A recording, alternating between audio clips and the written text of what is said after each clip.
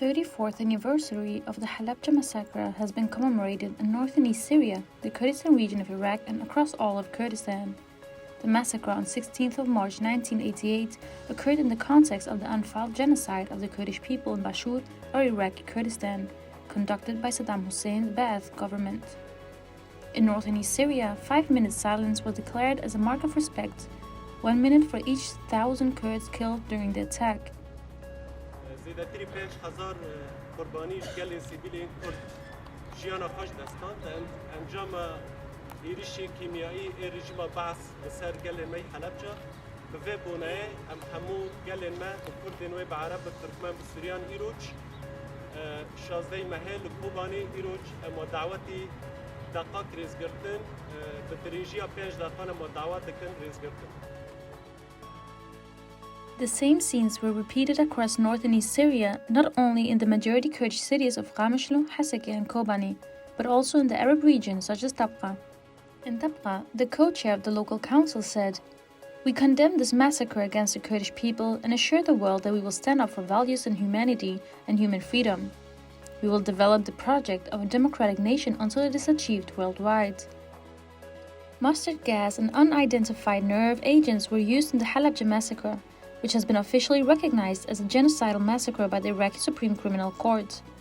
Up to 180,000 Kurds were killed by forces loyal to Saddam Hussein during the Anfal campaign, with the Halabja massacre just the most egregious of a systematic attempt to suppress Kurdish demands for autonomy by the slaughter of adult males and the sexual assault and displacement of much of the population.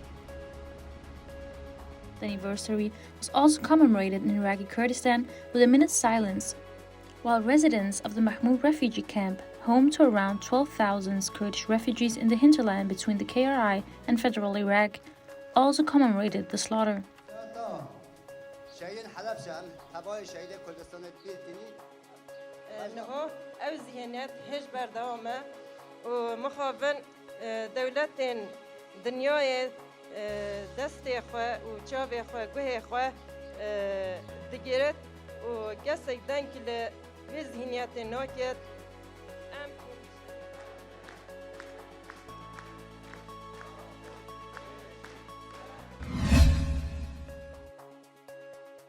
"300 trees have been planted in Chamchamal in Bashur or Iraqi Kurdistan to mark the 34th anniversary of the Halabja massacre.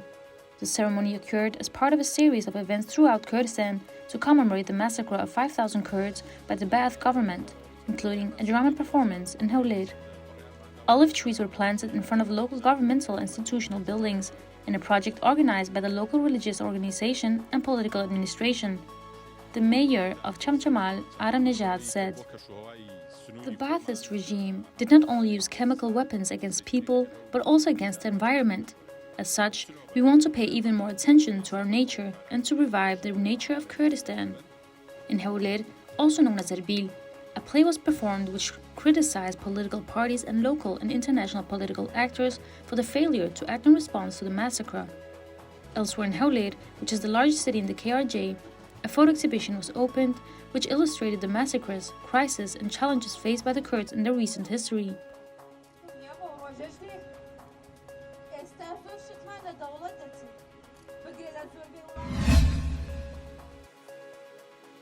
Members of the Kurdistan Workers' Party or PKK have celebrated Newroz or Kurdish New Year. The celebration in the Zagros Mountains, which are under effective PKK control, took place on 16th of March with a military parade. Members of the HBG and all email YJA star guerrillas, which are the armed wing of the PKK, participated in the demonstration. Thereafter, Ahmed Malazgert of the HBG and YJR Stars Central Command addressed the militants. Malbate wana am piroz dikir. Navruza sala 10,000 ya 22 boy geli Kurdu Kurdistaniya am piroz dikir. Disa zindana da amberi dagirkariya devleti Türkiye. Newroz is celebrated across Kurdistan and elsewhere in the Middle East, but the celebration in PKK-held areas takes on a special significance. Zagros is a traditional stronghold of the Kurdistan Workers' Party or PKK and the celebrations in the mountainous region also constitute a commemoration of the ongoing struggle for Kurdish rights and autonomy spearheaded by the militant group.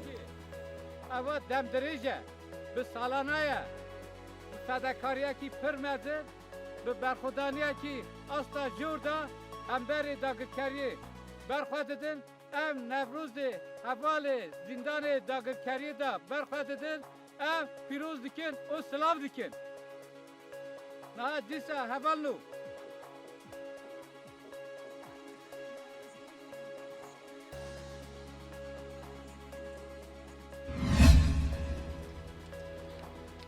Celebrations and preparations for Newroz, or Kurdish New Year, have continued in north and east Syria. In ceremonies in the towns of Diyarbakir and Rimilan in the Jazira region, the mothers of those killed fighting Turkey and other forces in the name of the Kurdish liberation struggle have gathered to light the traditional Newroz flame. The flame symbolizes new life, but the festival is also a time when locals commemorate those lost in the ongoing wars against Turkey and other opponents of Kurdish autonomy, self-determination and democratic confederalism. Attendees heard a speech from Bushra Hussein, an executive member of the local assembly of the families of the martyrs. Ms. Hussein also read a letter written to the region's mothers by the KCK, or Kurdistan Communities Union, which unites the PKK and other parties fighting for democratic confederalism across Kurdistan.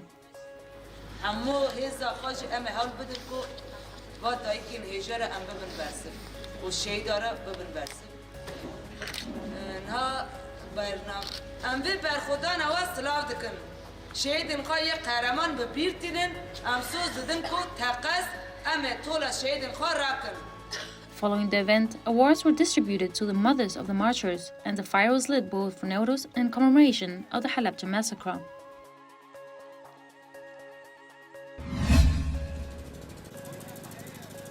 The Autonomous Administration of North and East Syria has announced the schedule of Newroz celebrations in the Jizrij region.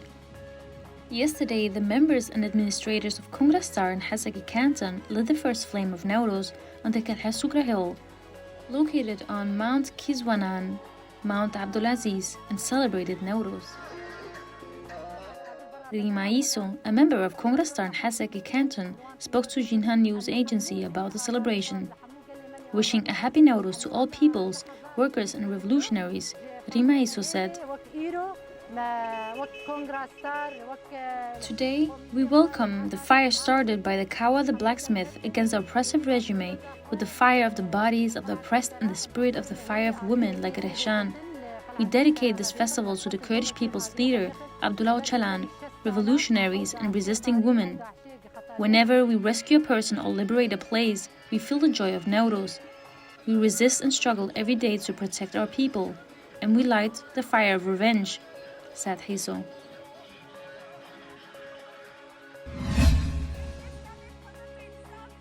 An operation was launched by police under the order of Diyarbakir Chief Public Prosecutor Offices, in which several women activists were detained on 16th of March. Former municipality co-major Filiz Bulukdin, who was replaced with a government-appointed trustee, and Rosa Women's Association President Adalet Kaya are among the 14 women who were detained, according to Jin News. Houses were raided as part of an ongoing investigation launched in 2021, but the reason for the detention is still unknown. However, it has been claimed that women were detained due to 8th of March activities. The timing of the activist detention has drawn attention, since it happened just before the upcoming mass Newroz celebrations in Diyarbakir. Jin News reported that there was a detention order for 24 people. The women's activist access to a lawyer was restricted for 24 hours. People Democratic Party Women Commission condemned the operation from its official Twitter account with the following words: Rosa Women's Association President Adalet Kaya, TGA activist Zeki Güler, Sur Municipality Co-Major, Yenişehir District Co-Mayor, executive women from SES, Tümbelsen, Egidim Sen were detained. This operation displays intolerance to the enthusiasm of March 8th. Your oppression cannot prevent our struggles.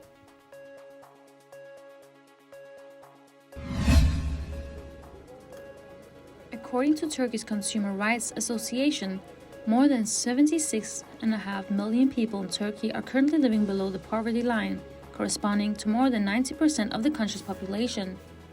over 25.5 million people are living below the hunger threshold, calculated as 4,433 Turkish lira monthly, while an additional 51 million consumers live below the poverty line, 5,584 Turkish lira per month. People in Turkey have faced sky-high inflation and price hikes in recent months, plunging much of the country into abject poverty. Turhan Çakar, president of the THD, condemns the economic situation plaguing Turkish citizens. Our people are in this situation because priority is given to capital, not consumer rights, he said. Çakar called for solutions to help people meet the basic needs. Hunger and poverty are increasing day by day in Turkey. The majority of consumers cannot meet their basic needs, he said.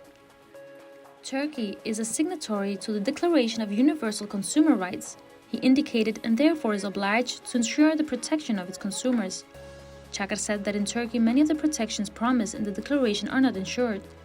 Consumers are not adequately legally represented and their complaints are not taken seriously.